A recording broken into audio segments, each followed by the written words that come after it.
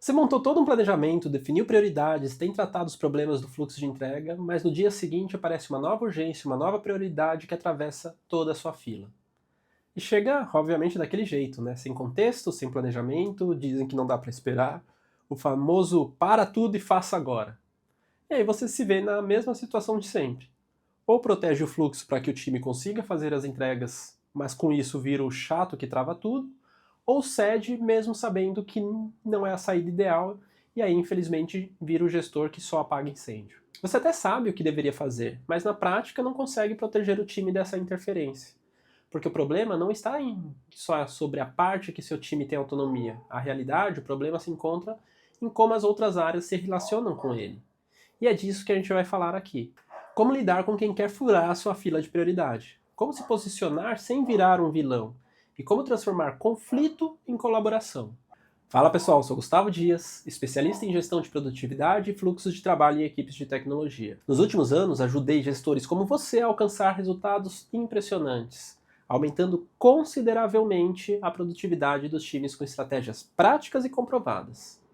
Então já deixa seu like, se inscreve aqui no canal e ativa o sininho, porque aqui você aprende como transformar de verdade a gestão do seu time de tecnologia.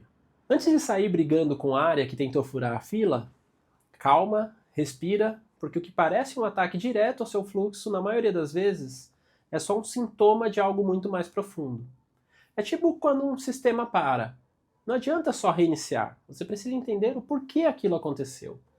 E aqui o comportamento de querer furar fila pode estar ligado a três causas principais. Vou destrinchar cada uma porque isso muda totalmente a forma como você responde a esse tipo de situação. A primeira causa é: ninguém explicou o fluxo para quem está solicitando a demanda. Às vezes a outra área está simplesmente no escuro. Ela nem sabe que existe uma fila estruturada ou até viu um quadro Kanban, mas nunca entendeu de verdade como aquilo funciona.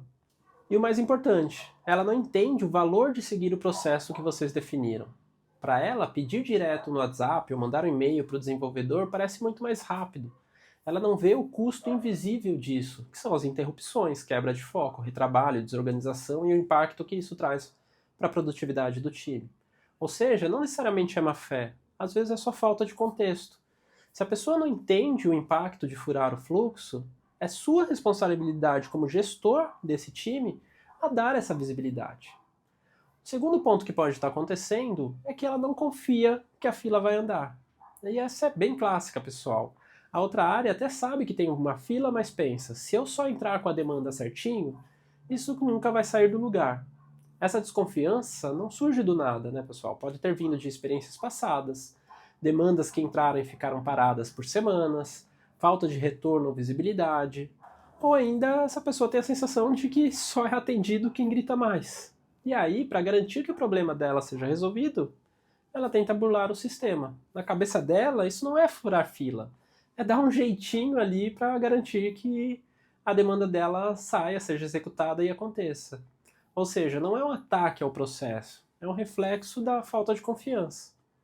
O terceiro ponto aqui que pode estar ocasionando isso é que ela aprendeu que quem grita mais leva. Essa aqui é a mais difícil de quebrar. É quando a pessoa já percebeu na prática que seguir o fluxo não compensa. Ela viu que toda vez que alguém pressiona ou envolve um diretor ou escala o assunto, a fila muda, a prioridade muda.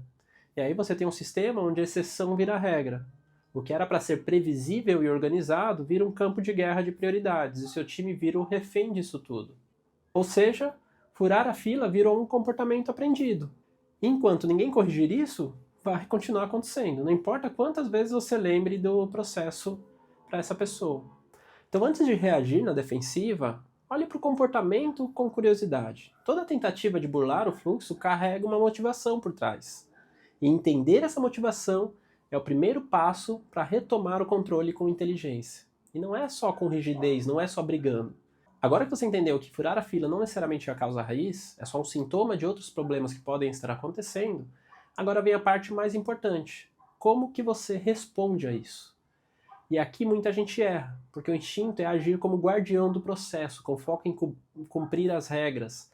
Mas a real é que seu papel vai muito além de executar o fluxo. Se você é gestor, você não é só responsável por fazer o processo rodar. Você é responsável por ajudar as pessoas a entender por que ele existe e como usar esse sistema da melhor forma possível. Se você deixa qualquer demanda entrar a qualquer momento, você não está sendo bonzinho, você está sendo irresponsável, porque você sabe que isso vai impactar na capacidade do seu time. Porque quando o fluxo estoura, quem sofre é o time. É mais retrabalho, mais estresse, mais urgência inventada. Então o primeiro papel do gestor aqui é proteger o time, mas proteger não é só dizer não, é educar o entorno sobre o porquê desse limite, é mostrar que respeitar a fila não é burocracia, é a única forma de garantir entrega com qualidade, previsibilidade e foco. A chave para isso é entender que você não lidera só um time, você lidera um ecossistema de relações.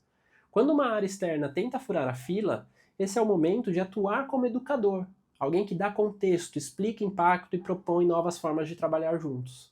E educar não é só fazer palestra, nem criar regra nova, é conversar, é negociar, é ouvir e ajustar junto esse processo. É chegar com uma postura de, olha, quando uma demanda entra sem passar pela priorização, o time quebra. Vamos pensar juntos como garantir que isso entre da melhor forma possível? Isso muda completamente o jogo, porque a pessoa que tentou burlar o sistema sente que foi ouvida, mas também entende o impacto que ela está causando. E aí, na próxima vez, ela pensa duas vezes, porque você não só protegeu o fluxo, como ajudou ela a entender o valor dele. Outro ponto muito importante, que pode ser sutil, mas é muito poderoso, é quando alguém vem com uma demanda urgente, antes de reagir com não podemos entrar assim, não dá para entrar agora, não posso fazer agora.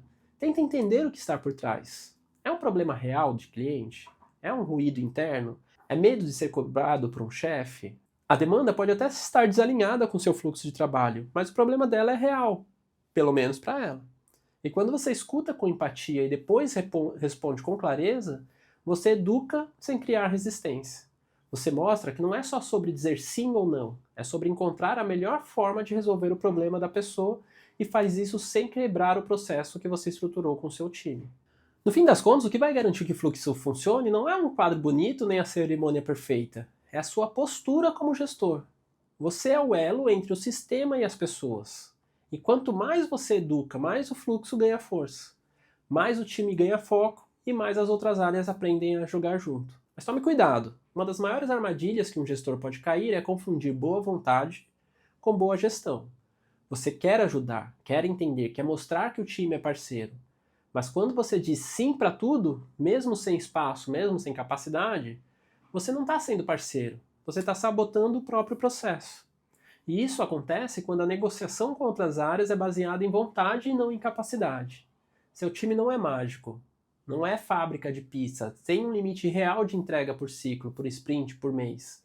Se você ignora esse limite para atender mais uma urgência, você paga com atraso, burnout ou queda de qualidade. E esse custo nem sempre é visível de imediato, mas ele chega. Em algum momento você vai ter que pagar por ele. E quando chega, já levou junto a confiança do time, a sua autoridade como gestor e o engajamento da equipe.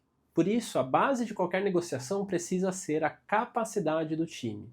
E aqui vai um ponto importante. Muitos gestores evitam dizer não. E fazem isso porque acham que vai soar grosso, parecer um gestor inflexível que não entende as necessidades da empresa. Mas o problema não é o não em si, é como você entrega esse não. Você pode dizer, por exemplo, essa demanda pode entrar sim, mas ela vai disputar espaço com outras que já estão priorizadas. Se for mais importante, a gente troca, mas não dá para encaixar sem impacto. Ou seja, você não está dizendo não pode, não dá. Você está dizendo pode, desde que a gente reavalie juntos o que sai, o que eu tenho que parar, o que eu vou deixar de fazer para essa demanda entrar. O que não pode acontecer é você prometer entregar mais do que a capacidade do time. E isso muda tudo, pessoal, porque você convida a outra área para jogar um jogo da gestão. Não dá para ficar só pedindo no grito. O mais legal aqui é que esse tipo de atitude gera uma imagem totalmente oposta do que muito gestor acredita que vai gerar. Você não será mais visto como inflexível, grosso ou que não entende as necessidades da empresa. Pelo contrário, criará para si uma imagem de gestor estratégico, que sabe analisar situações com uma visão mais abrangente, que sai apagando incêndios sem pensar, sem ter uma estratégia. Você precisa entender que gestor que tenta agradar todo mundo perde o respeito de todo mundo, porque ele vira o gestor que diz sim demais e entrega de menos. Negociar com base em capacidade é um ato de responsabilidade. Você protege o time e garante entregas consistentes. E isso, no médio prazo, gera mais confiança do que qualquer promessa de vou ver o que eu posso fazer. Mas aqui tem um ponto muito importante. Para ter esse tipo de atitude, você precisa ter clareza de qual é a capacidade do seu time, pois essa clareza será uma ferramenta de negociação e não uma barreira. Você pode mostrar quantas demandas cabem por ciclo, o que está comprometido e quais as trocas são possíveis. Isso tira a conversa do eu preciso muito disso e leva para o qual dessas coisas é mais importante agora. Você transforma a priorização por pressão em uma priorização real. Quando você negocia com base em capacidade, você tira o peso das decisões das suas costas e coloca ela no processo. Você para de ser o vilão que quer barrar tudo e vira o líder que garante previsibilidade, foco e entrega. Porque no final das contas, pessoal, no final do dia não é sobre dizer sim ou não. É sobre garantir que o que entrar, de fato, vai ser entregue, vai sair do fluxo. Até aqui a gente falou sobre postura, negociação e educação. Mas vamos ser realistas, só isso não basta. Se o seu processo depende 100% da sua presença para funcionar, ele é um processo frágil. Você precisa ter ferramentas que sustentem esse processo, mesmo quando você não está ali explicando tudo na reunião. E mais do que isso, ferramentas que ajudem as outras pessoas, as outras áreas, a se engajar na priorização de forma colaborativa, não só na base da pressão. Então, para te ajudar, vou te mostrar 3 ferramentas simples, mas extremamente poderosas, que vão te apoiar nessa transformação.